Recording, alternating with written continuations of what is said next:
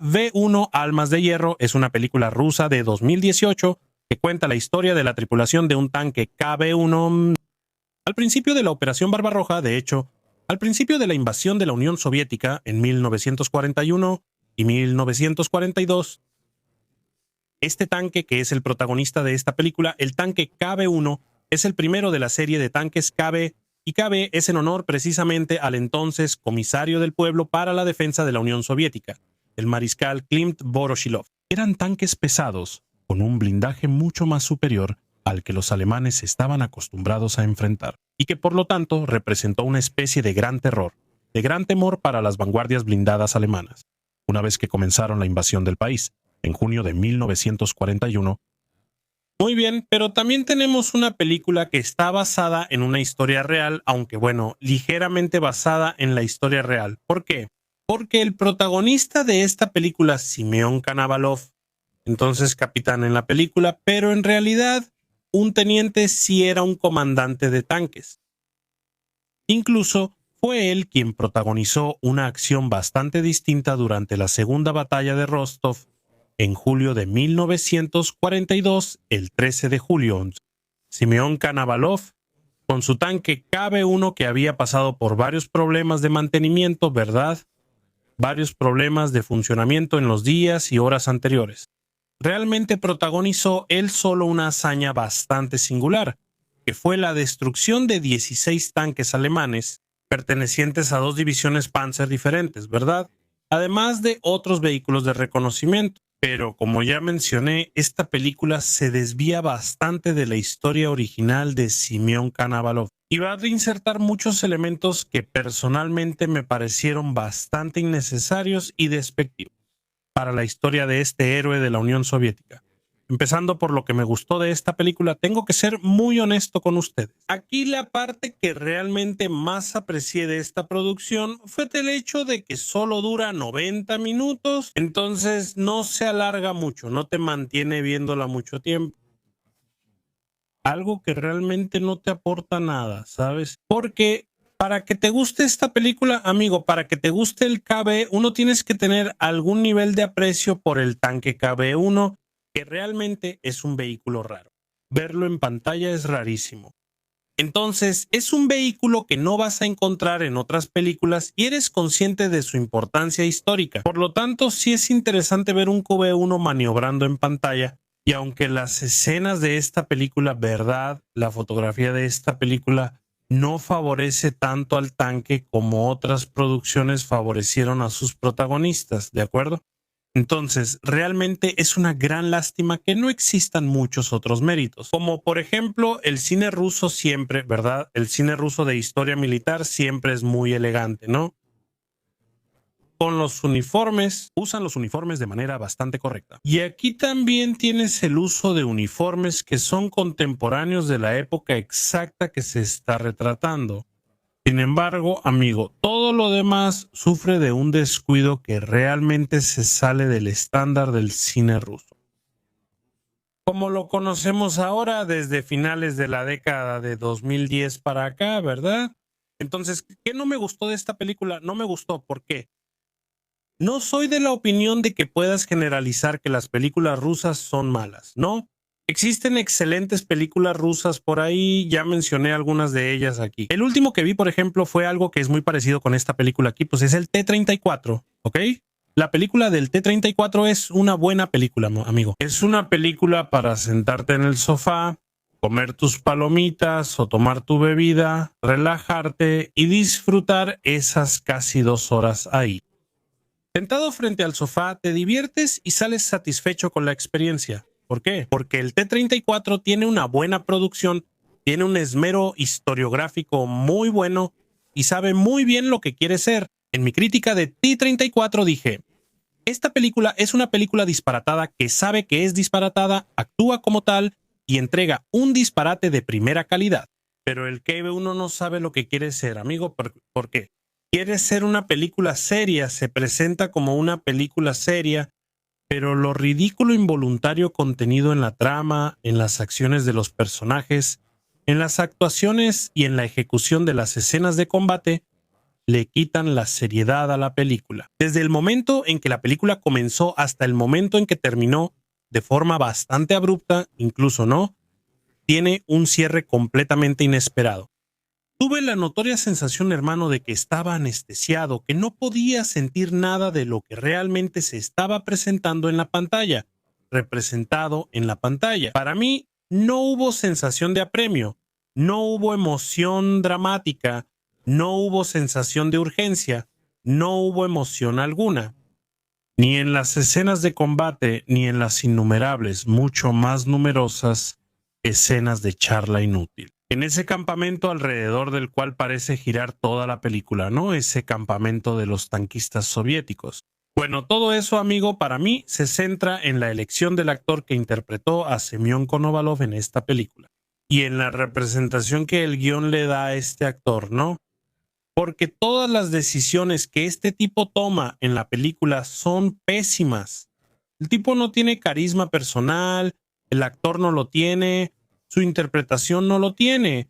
Es grosero con sus subordinados, con su tripulación.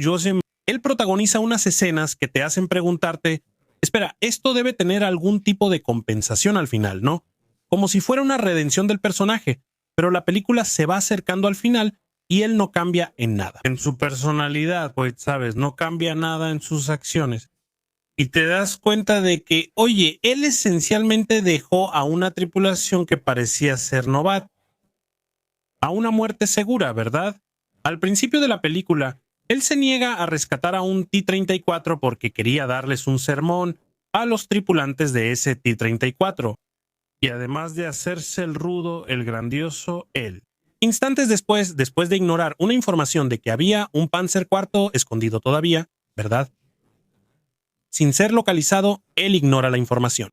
Entonces, él condena a su tripulación a la muerte recibiendo un disparo a quemarropa de un Panzer IV.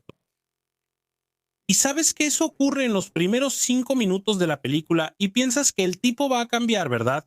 Que va a sufrir algún tipo de cambio de psicología, de filosofía que lo va a hacer convertirse en un ser humano mejor. No, él pasa toda la película siendo la misma persona que era en el primer fotograma de esa película, ¿verdad? El resto del elenco de esa película también es inexpresivo.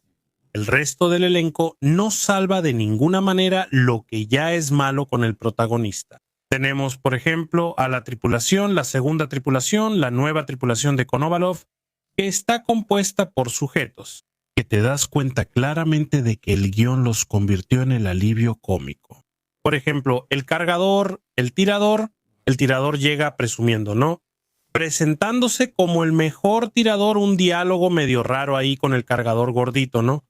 Diciendo que ahora su vida se va a definir en antes y después del momento en que me conociste. Muy extraño eso ahí.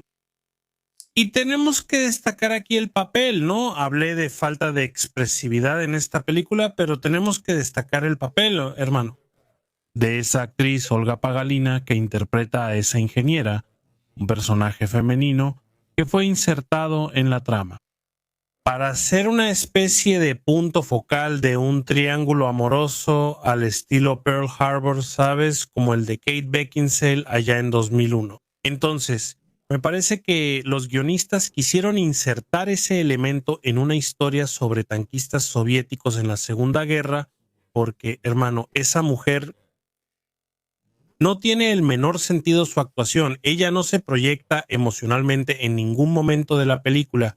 Es un trofeo, una muñeca de plástico de verdad. Toda su actuación facial a lo largo de la película es indiferente, no tiene emoción. Incluso en la portada de la película, ¿no? En el cartel de la película, ves que su mirada está perdida. Mira, ya he visto muchas actuaciones malas, pero la de esta chica en esa película realmente está en la cima. Y de una pelea por ella resulta, sin lugar a dudas, la escena más extraña de esta película, que es cuando Konovalov pelea con un mayor que quería acercarse, ¿no? Amorosamente a la mujer, que era una exesposa de él, era su exesposa.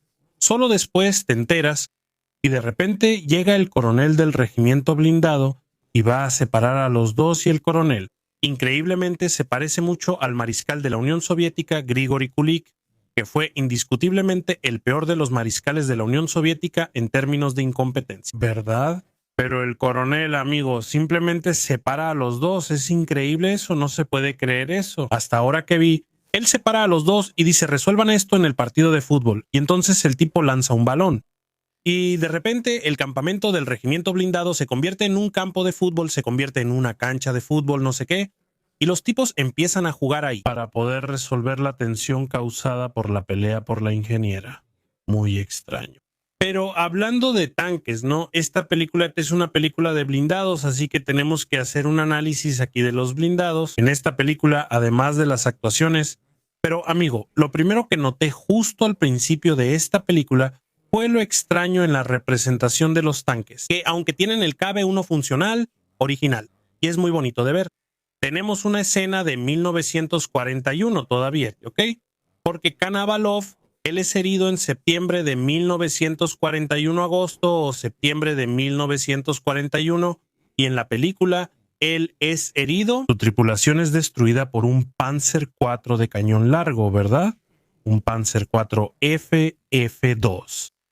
Eso realmente solo llegaría al frente en la Unión Soviética un año después, los primeros, ¿verdad? Llegarían un año después a la Unión Soviética. Y lo principal, ese Panzer IV usa Schürzen, ¿verdad? Usa faldones para cubrir tanto el lateral de su chasis como la torreta también. Solo que los Schürzen solo empezaron a usarse en los Panzer IV en el 43, ¿verdad? Mucho después de que la película terminara, en realidad. Y otra adición, esa que me pareció aún más sin sentido, porque la representación del Panzer IV, aunque históricamente incorrecta, es técnicamente comprensible y aceptable. ¿Por qué? Porque esos Panzer IV ahí son en realidad T-55 disfrazados, pues son réplicas de Panzer IV hechas sobre la plataforma del T-55. Entonces, esos faldones sirven para camuflar el lateral del tanque, para que no sepas que esa configuración de suspensión es característica del T-55.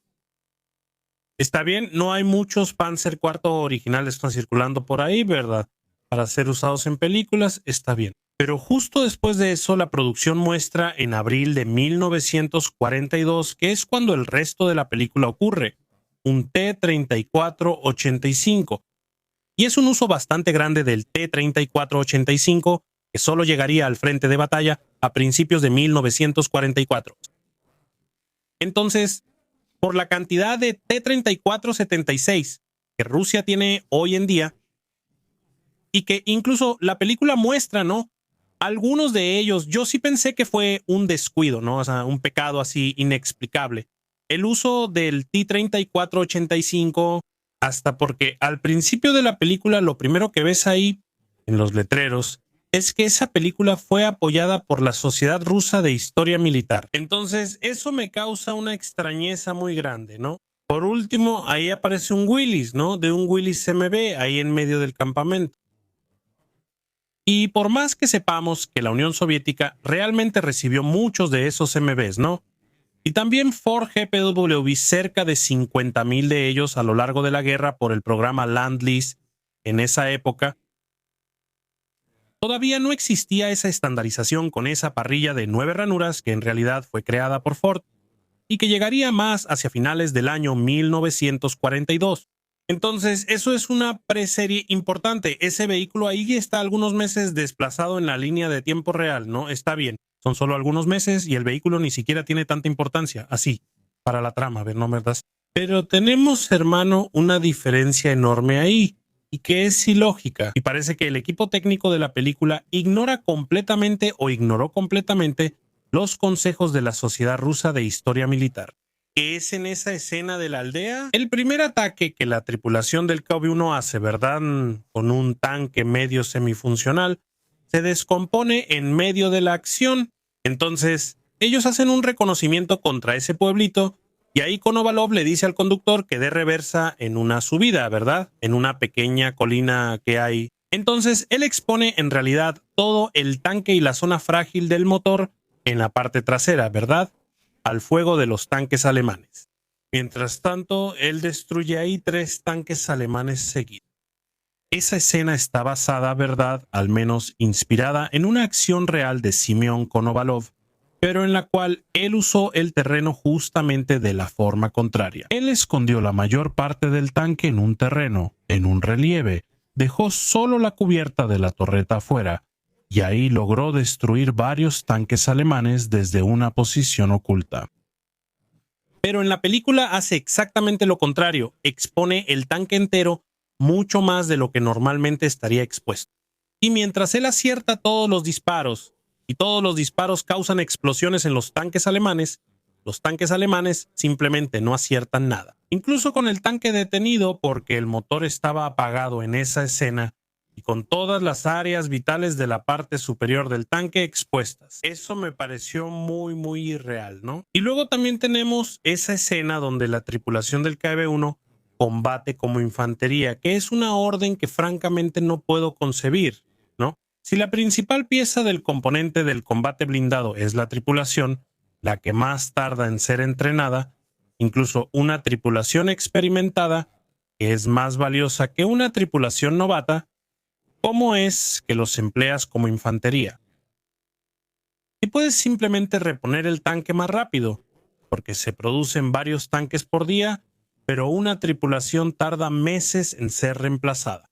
Y el primer tipo de la tripulación que muere es justamente el más valioso, que es el mecánico jefe, el que entendía todo de mecánica del KB-1, es el primero que muere en ese ataque ridículo de tripulación de tanque como infantería, ¿no? Y luego tenemos al comandante del tanque lanzando una granada de mano, ¿no? Al estilo de la granada de Mango, esa granada tipo machacapapas. Él lanza una granada al costado de un Panzer IV. Y el Panzer IV explota con una granada de mano. Es muy extraño, por decirlo menos, ¿no? Al final de cuentas, quien va a salvar el día será esa ingeniera que va tras ese tanque KB-1 en medio de la línea del frente. Va a reparar el tanque sola, va a hacer que el tanque vuelva a funcionar sola, y una vez que Konovalov y su tripulación regresan al KB-1, ¿sabes lo que hace la mujer, amigo? ¿Sabes lo que hace la ingeniera? Ella decide echarse una siesta en el suelo del tanque. Ellos no, mira nada más. Déjame explicar. Ellos no estaban dentro de un tanque súper ruidoso yendo hacia la retaguardia. Ellos iban hacia la línea del frente. Y la mujer decide echarse una siesta en el piso del tanque. Y en cierto momento ella se despierta y le dice así a Konovalov: si me necesitas de nuevo, me despiertas, ¿sale? Y se vuelve a dormir. Yo honestamente no entendí. Se suponía que debía ser gracioso. ¿O se suponía que debía ser una escena seria? ¿Se supone que debo tomar esto en serio? Me quedé sin saber, honestamente me quedé sin saber. Y quería saber qué piensas tú, que ya viste esta película, sobre esa escena también, porque para mí es bastante increíble. Así como el final de la película también es bastante increíble, que también está basado en alguna historia, una parte de la historia de Konovalov, que realmente captura un Panzer IV y regresa a las líneas rusas después de un tiempo con un Panzer IV. Pero de la forma en que la película lo muestra, nadie escuchó el motor de un tanque. Incluso cuando el tanque está a 20 metros, para mí no tuvo el menor sentido.